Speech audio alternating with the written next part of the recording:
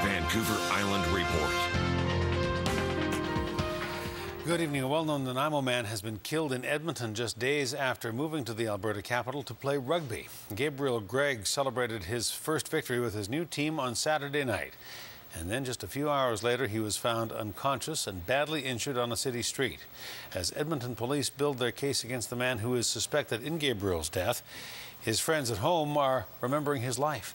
CTV's Jet Bazzi reports. This clubhouse was his home, the team his family, and this pitch his temple. No one here can believe that Gabe is gone. It was absolutely devastating. Gabe went to Edmonton to play rugby for the summer season, his first match on Saturday. The team won and went out to celebrate. Hours later, early Sunday morning, Gabe was found lying on Edmonton Street with serious injuries. Quite honest, I thought maybe, yeah, he had a bad knock and, he's going to be in hospital for a while. But we never knew the extent of the injury.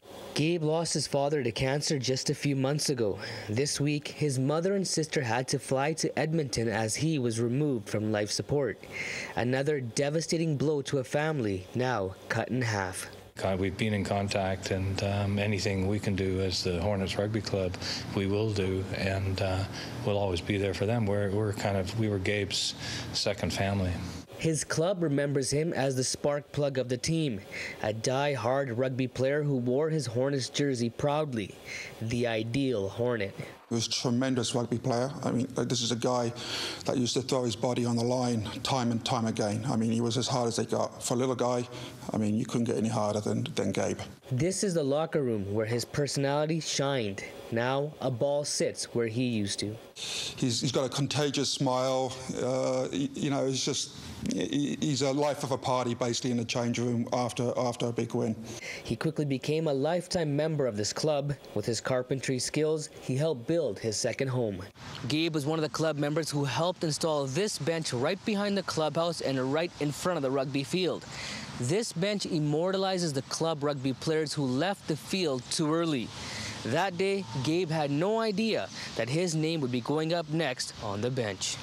We're putting the bench into the cement only a few weeks ago, and we were talking about that and wondering, unfortunately, who would be that person. And Gabe would be the last person we would think that name would ever go on that bench.